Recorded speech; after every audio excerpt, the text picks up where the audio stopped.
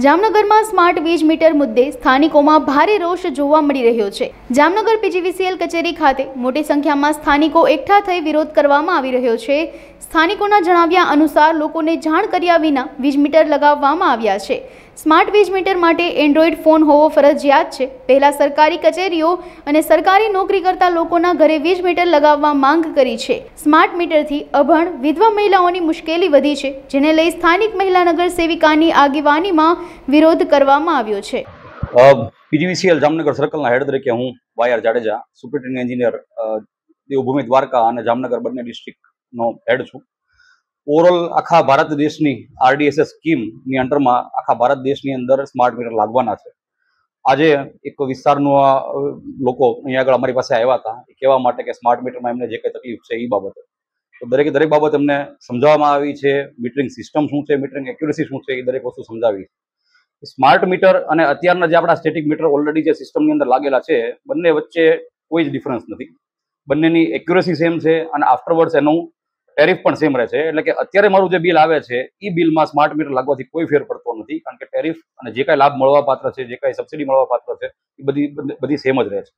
ફેર એટલો છે કે અત્યાર સુધી પોસ્ટપેડ એટલે કે આપણા ઘરે 2 મહિના પછી જે આપણે બિલ આવતું હતું એનું પેમેન્ટ આપણે કરતા હતા। આ એક પ્રીપેડ રિચાર્જ ટાઈપ મીટર છે। એટલે જો મારી પાસે 500 રૂપિયા હશે તો હું 500 રૂપિયાનું રિચાર્જ કરી શકીશ, વધારે અમાઉન્ટ હશે તો હું વધારે અમાઉન્ટનું રિચાર્જ કરી શકીશ। અને જ્યારે પણ મારું રિચાર્જ અમાઉન્ટ ઓછી થાય છે ત્યારે દરેક ગ્રાહકને એક નોટિફિકેશન આવે છે કે હવે 7 દિવસ જેટલા પૈસા બાકી છે, હવે 2 દિવસ જેટલા પૈસા બાકી છે। 0 થી જ્યારે બેલેન્સ નેગેટિવ થાય તો પણ કનેક્શન ડિસ્કનેક્ટ નથી થતું। -50 રૂપિયા થાય ત્યારે એક નોટિફિકેશન આવે, -200 રૂપિયા થાય ત્યારે બીજું નોટિફિકેશન આવે, અને અંતે જ્યારે કોઈ પણ ગ્રાહકના ખાતામાં -300 રૂપિયા જ્યારે થાય ત્યારે જ એનું ડિસ્કનેક્શન થાય છે। પણ એની પહેલા 4 થી 5 વખત અલગ અલગ SMS લો બેલેન્સના આવતા હોય છે। ડિસ્કનેક્શન દિવસમાં કોઈ પણ સમયે થતું નથી। ટાઈમ ફિક્સ કરેલા છે કે સવારે 9 વાગ્યા પછીનો ટાઈમ અને સાંજે 5 વાગ્યા પહેલાનો ટાઈમ, એ જ ગાળાની અંદર ડિસ્કનેક્શન થતું હોય છે। એ પણ જ્યારે બેલેન્સ -300 થી નીચે જાય ત્યારે। રજાના દિવસો, પબ્લિક હોલિડેઝ બધા જ સિસ્ટમની અંદર ડિક્લેર કરેલા હોય છે, એ સમયમાં પણ કોઈ દિવસ કંઈ કનેક્શન કપાતા નથી। માણસોનો પ્રશ્ન જે હોય છે કે ભાઈ પોસ્ટપેડની બદલે પ્રીપેડ થાય છે, પણ એની સામે જ્યારે આપણે નવું કનેક્શન લઈએ છીએ ત્યારે 3 મહિનાનો જેટલી બિલ અમાઉન્ટ થાય એટલી સિક્યુરિટી ડિપોઝિટ આપણે નવા કનેક્શન લેતા સમયે ભરવાની હોય છે। તો હવે જ્યારે આપણું આ કનેક્શન પોસ્ટપેડમાંથી પ્રીપેડ થાય છે ત્યારે એ સિક્યુરિટી ડિપોઝિટ પીજીવીસીએલ થી પરત કરી દે છે। એટલે કે જ્યારે પણ મારું મીટર સ્માર્ટ મીટર લાગશે એક આખી કેલ્ક્યુલેશન થાય કે આજે મારું મીટર બદલાય છે તો કુલ આગલા બિલના કેટલા રૂપિયા બાકી છે, મીટર બિલ લાસ્ટ બિલ બન્યાથી આજ સુધીમાં કેટલા યુનિટનું મેં કન્ઝ્યુમ કર્યા એનું બિલ કેટલું થાય છે, એની સામે જે કંઈ મારી સિક્યુરિટી ડિપોઝિટ પીજીવીસીએલ પાસે જમા હશે એ બાદ મળે છે। આ બધી જ કેલ્ક્યુલેશન કરતા જો મારી રકમ નેગેટિવ હોય એટલે કે મારે પીજીવીસીએલને માની લો પૈસા ભરવાના થતા હોય તો એ 4 મહિનાથી લઈને 6 મહિના સુધીનો ગાળો એક ડિસાઇડેડ છે કે રોજે રોજ આટલી રકમ છે ને એ એકાઉન્ટની અંદર ડેબિટ થશે। એટલે માની લો મારા 1000 રૂપિયા નેટ ભરવાના થતા હોય તો મીટર બદલાયું ત્યારે જ 1000 રૂપિયા ભરવાની જરૂર નથી। ઓટોમેટિકલી 1000 રૂપિયા મારું જે એવરેજ કન્ઝમ્પશન હશે છેલ્લા 3 મહિનાનું એ પ્રમાણે બિલની અંદર ડેબિટ થતા જાય છે। તો મારે એક સાથે જાજા પૈસા ભરવાની જરૂર નથી। અચ્છા, જો મારા પૈસા જમા રહેશે એટલે કે મારી 2000 રૂપિયાની ડિપોઝિટ પીજીવીસીએલ પાસે છે અને ખરેખર ભરવા પાત્ર 1500 રૂપિયા થતા હોય તો 500 રૂપિયા મને 6 મહિનાના કટકાની અંદર મારા એકાઉન્ટની અંદર ક્રેડિટ તરીકે આવશે, સિક્યુરિટી ડિપોઝિટ મને પાછી મળે। આમ ઘણા માણસો એવું ફેલાવતા હોય છે કે ભાઈ પોસ્ટપેડમાંથી પ્રીપેડ થાય છે, પણ એની સામે જે આપણે લગભગ 3 મહિના જેટલી જે સિક્યુરિટી ડિપોઝિટ ભરી હોય છે એ પીજીવીસીએલ ગ્રાહકને જમા આપે છે। એટલે આને કારણે ગ્રાહકને કોઈ ફાઇનાન્શિયલ બર્ડન ઊભું થતું નથી। ઓવરઓલ આખી સિસ્ટમ શું છે એ હું ફરીવાર કહું છું, આખા ભારત દેશના એજી સિવાયના બધા જ કનેક્શન મીટર છે એ રિપ્લેસ કરીને સ્માર્ટ મીટરથી કરવાના છે। સ્માર્ટ મીટર અને અત્યારના સ્ટેટિક મીટરમાં ફેર એ જ છે કે એ કમ્યુનિકેબલ છે, બાકી એની એક્યુરેસીથી લઈને બધું સેમ જ છે। એટલે ગ્રાહકને એનાથી કાંઈ ફેર પડતો નથી। હવે વાત છે કે જ્યારે આખા ગુજરાત રાજ્યની અંદર કે આખા પીજીવીસીએલની અંદર જ્યારે આટલા મીટર રિપ્લેસ કરવાના હોય તો કાંઈક એને આપણે ફેઝ મેનરમાં કામ કરતા હોઈએ છીએ। સૌથી પહેલા અમે અમારી સિક્કા જીસેકની કોલોની ત્યાં આગળથી શરૂ કર્યું। સિક્કા કોલોનીના બધા જ ક્વાર્ટરની અંદર અમે મીટર ઇન્સ્ટોલ કરી દીધા। ત્યારબાદ અમે અમારા પીજીવીસીએલના સ્ટાફથી શરૂ કર્યું અને હવે કન્ઝ્યુમર્સના મીટર લગાડીએ છીએ। કન્ઝ્યુમર મીટર છે એ એરિયા વાઇઝ લગાડવા જરૂરી છે, કારણ કે તો જ કામ થાય। રેન્ડમલી આડાવાળા ગમીને આગળ મીટર લગાડશું તો એક દિવસમાં જોતું એટલું આઉટપુટ ન મળે। અને અગેન કોઈ પણ સ્કીમ હોય છે હંમેશા એક ટાઈમ બાઉન્ડ હોય છે કે આટલા સમયગાળાની અંદર મારે આ કામ પૂરું કરવાનું છે। એટલે નેચરલી અમે અમારી બધી રિપ્લેસમેન્ટ ટીમને કહેતા હોઈએ છીએ કે શક્ય હોય એટલું વધારે કામ કરે, શક્ય હોય એટલો ઝડપથી આ પ્રોજેક્ટ પૂરો કરીએ। બરાબર, ઓવરઓલ જામનગર સર્કલ તો નહીં પણ PGVCL as a whole March 25 સુધીમાં અધર દેન એજી 100% મીટરનું ઇન્સ્ટોલેશન કરવાનો ટાર્ગેટ છે। એનું પાયલોટ છે જામનગર સર્કલ છે, અને અમારી ઈચ્છા છે કે સૌથી પહેલું આખા PGVCL ની અંદર સેન્ટ્રલ ઝોન સબ ડિવિઝન છે એને અમારે ગો લાઈવ ડિક્લેર કરવું કે જેના બધા જ કનેક્શનના મીટરથી સ્માર્ટ મીટર લાગી ગયા છે. જી, જ્યારે કન્ઝ્યુમર ઇન્ડેક્સિંગ શરૂ કર્યું એટલે કે આજથી 2 મહિના પહેલાના સમયથી અમે અલગ અલગ એરિયામાં અલગ અલગ ગવર્મેન્ટ ઓફિસીસમાં જ્યાં પણ સરકારી જે કાંઈ સંકલન છે દરેક જગ્યાએ ઇવન કોઈ ફ્લેટના માણસો ભેગા થઈને એમ કે આવીને અમને સમજાવી જાઓ તો અમારી ટીમ ત્યાં આગળ જઈને સ્માર્ટ મીટર વિશેની સંપૂર્ણપણે માહિતી આપે છે.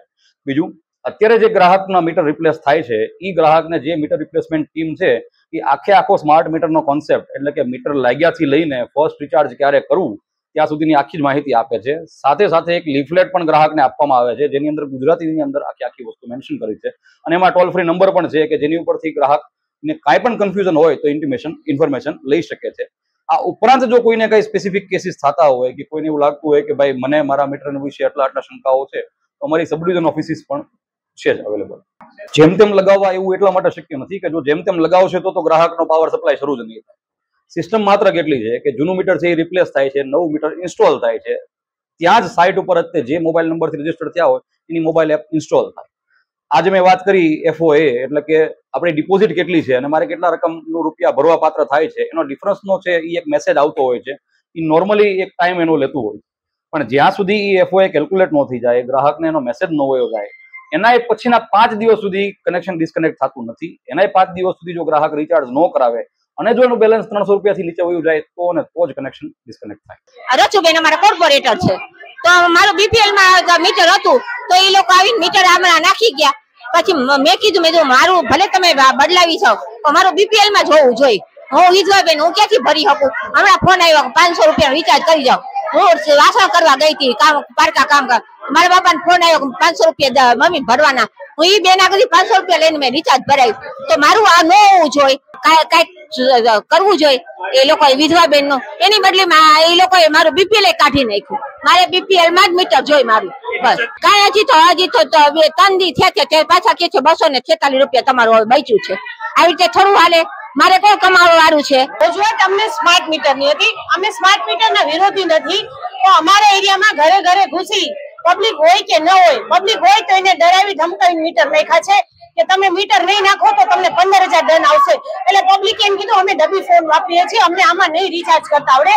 બીજા લોકો જ્યાં ખાલી બાળકો હતા, ઘણે રિઝલ્ટ લેવા ગયા હતા, ઘણે રાશન લેવા ગયા હતા, તો અહીંયા એના છોકરા હતા ને તો એને પૂછ્યા વગર મીટર ઓલા સીલ્ડ તોડીને નાખી ગયા છે સ્માર્ટ મીટર.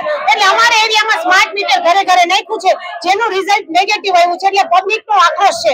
પબ્લિક નું કહેવાનું એમ છે કે પેલા સરકારી ઓફિસમાં તમે સ્માર્ટ મીટર નાખો, તમારા કર્મચારીઓમાં નાખો અને જામનગરના બધા નેતાઓને કોર્પોરેટરને સમજાવો, જે પબ્લિક ને સમજાવે.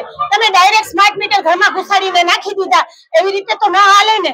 એટલે પબ્લિક નું કહેવું એમ છે કે અમારા એરિયામાં જે થોડા ઘણા નાખ્યા છે ને એ કાઢી જાઓ, અમારે નથી જોતા. શરૂઆત તમે સરકારી કચેરીથી કરો બસ. ઇન્જિનિયર ગોળ ગોળ વાતો કરતા હતા જેની ભાષા અમને કોઈ પણ જાતની સમજાતી જ નહોતી. એની જે રજૂઆત હતી એ અમને સમજાતી જ નહોતી. તો એ સ્માર્ટ મીટર નાખવાવાળા છે ને આવી રીતે બીવડાવે નહીં કે નહીં નાખો તો 15,000 આવશે.